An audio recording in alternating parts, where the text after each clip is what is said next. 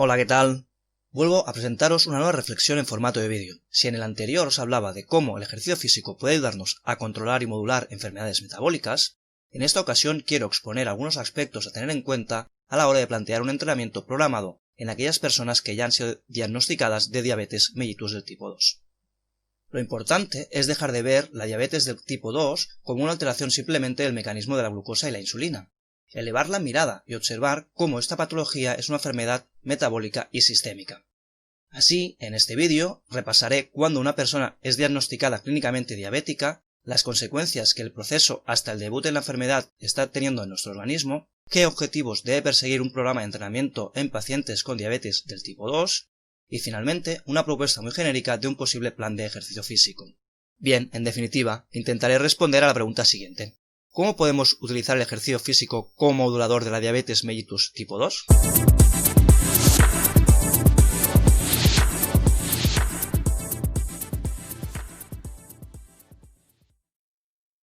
Para empezar, debemos comprender cómo podemos llegar a padecer de diabetes mellitus tipo 2. Es un proceso de deterioro celular y de pérdida de eficiencia energética de las células de largo recorrido. Según cómo, puede llegar a durar hasta 25 años, desde los primeros indicios de disfunción en la captación de energía por nuestras células. Desgraciadamente, cada vez más este proceso se acelera más en la población. Cada vez más, gente joven debuta en diabetes tipo 2, e incluso cada vez más son niños y adolescentes los diagnosticados con esta patología, cuando en condiciones normales, esta debería darse en personas ya mayores. Antes de debutar en este tipo de diabetes, pasaremos dos estadios previos, la resistencia a la insulina y la prediabetes. Si quieres saber más sobre la resistencia a la insulina, puedes clicar en la etiqueta que sale ahora mismo en pantalla y podrás ver un vídeo única y exclusivamente dedicado a la resistencia a la insulina. Retomando el hilo, desde el primer instante en que empezamos a tener resistencia a la insulina, se empieza a alterar funciones de todos los tejidos de nuestro cuerpo, tal y como muestra, a modo de ejemplo, el recuadro rojo de la imagen. Si no le ponemos remedio, irán a peor, primero con el debut en diabetes y luego con el seguir de la patología. Por lo tanto, la diabetes mellitus del tipo 2 no es más que la claudicación de nuestro organismo en la lucha por lograr la estabilización celular para que éstas sean más o menos eficientes en la producción de energía. A partir de este momento, si no lo controlamos, el deterioro de los distintos sistemas será de forma exponencial.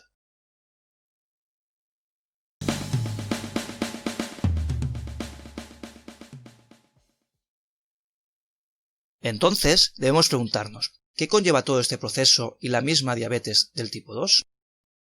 Tal y como vemos en el listado en negro de la imagen, desde que empezamos a tener síntomas de resistencia a la insulina, y a lo largo de todo el camino hacia la claudicación de nuestro organismo, observamos desequilibrio en la composición corporal, grasa, músculo y sarcopenia, exceso de grasa ectópica, visceral y dislipidemias en sangre, oxidación de los lípidos de la membrana celular y su consecuente pérdida de permeabilidad dificultando el funcionamiento y eficiencia de las células, pérdida de capacidad oxidativa de las células que se traduce en menor capacidad aeróbica, es decir, que nos fatiguemos antes y se anticipe la predominancia de la vía anaeróbica, bloqueo de las vías de control y renovación celular, la autofagia y la apoptosis, por lo tanto mala regeneración de los tejidos y en ellos también del colágeno.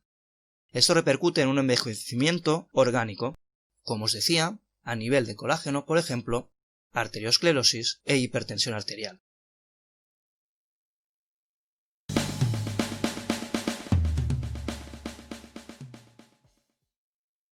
Ahora que ya sabemos qué conlleva y cómo podemos llegar a padecer de diabetes mellitus del tipo 2, es el momento de empezar a plantearnos cómo podemos controlar y modular, y por qué no, revertirla, si es que empezamos a actuar en etapas iniciales y lo acompañamos de otras herramientas que nos permitan virar nuestros hábitos y estilo de vida. Un programa de entrenamiento para esta diabetes debe tener tres objetivos que entre ellos se intercomunican y retroalimentan de manera positiva. El primero, la captación de la glucosa por parte de nuestras células. Esto modulará la tan dañina hiperinsulinemia compensatoria y la exacerbación de la producción de nueva grasa. Acompañando esta modulación de la hiperinsulinemia, habrá una mejora de los marcadores cardiovasculares, que sería el segundo objetivo a perseguir, sobre todo la dislipidemia y la hemoglobina glicosilada. Y por último, el tercer objetivo, que es básicamente lo que busca cualquier programa de entrenamiento, es mejorar la función muscular. ¿Cómo? Mejorando la capacidad aeróbica a partir de recuperar y aumentar el número de mitocondrias musculares y creando nuevo músculo, que repercutirá directamente en la mejora del equilibrio grasa-músculo y también reduciendo estresores inflamatorios en nuestro organismo.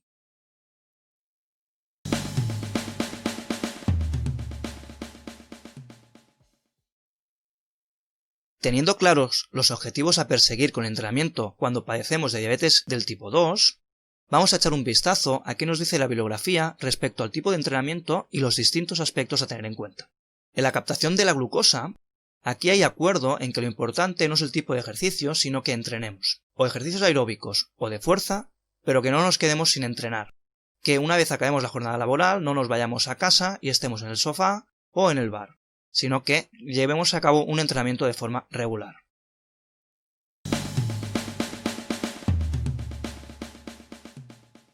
En cuanto a la mejora de la hemoglobina glicosilada, en este aspecto ya hay diferencias con el tipo de entrenamiento que realicemos, el momento de la enfermedad en el que empecemos a realizar actividad y con la composición corporal.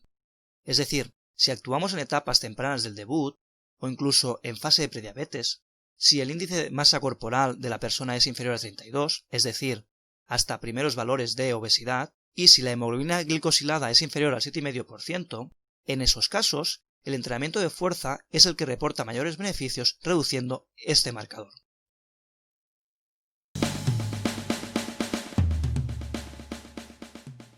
Finalmente, en lo que se refiere a los parámetros cardiometabólicos, parece que el entrenamiento de fuerza sería mejor para las dislipidemias y el aeróbico para la capacidad aeróbica, sobre todo si podemos entrenar el interválico de alta intensidad. Si el entrenamiento aeróbico es de media o baja intensidad, parece que el entrenamiento de fuerza acabaría teniendo mejor efecto en la capacidad aeróbica.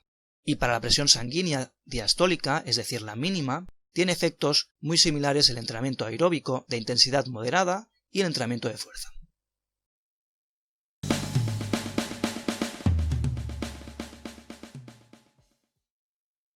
Una vez observada la bibliografía científica, llega el momento de plantear, planificar y programar un entrenamiento.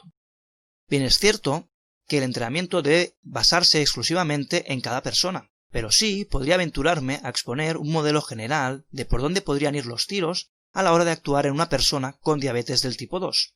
Es importante, antes de seguir, tener claro que el entrenamiento es una herramienta más.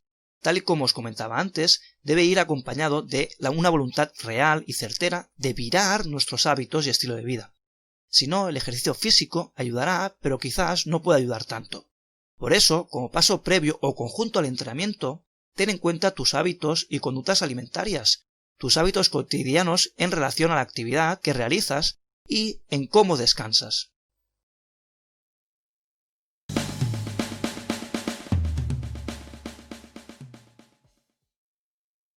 A partir de aquí, si debo exponer un marco general de intervención de entrenamiento, me decantaría por lo siguiente: un mínimo de 3 días por semana, 2 de ellos de entrenamiento de fuerza, con ejercicios globales, con rutina de cuerpo entero, y que progresivamente la intensidad se acerque al máximo de las 7-9 repeticiones únicamente, repitiendo estos ejercicios entre 3 y 4 veces con un descanso de 60-90 segundos entre serie. El tercer día, a poder ser entre medio de los 2 de fuerza, entrenamiento aeróbico, con una primera parte muy pequeña de unos 5-10 minutos de volumen de trabajo, con ejercicios interválicos de alta intensidad y seguidos de una media hora de intensidad moderada. Siempre debemos priorizar aquellos ejercicios que limiten los impactos bruscos con el suelo, y en la segunda parte del entrenamiento será continuado o fraccionado en función del estado físico de la persona que quiere entrenar, si será capaz de aguantar tal intensidad, tal periodo de tiempo o no.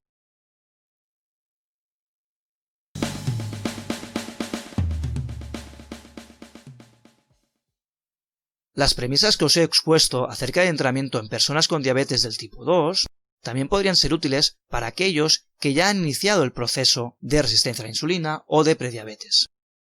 Lo más importante es tener en cuenta que el entrenamiento debe lograr captar mejor la glucosa por parte de los músculos, mejorar los parámetros cardiometabólicos y lograr una mejor función muscular.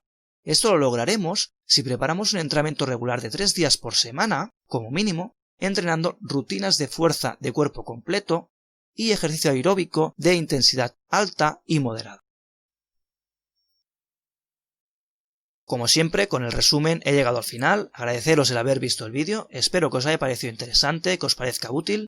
Si es así, no dudéis en compartirlo y en suscribiros a mi canal, para así poder seguir los próximos vídeos que ya os tengo preparados.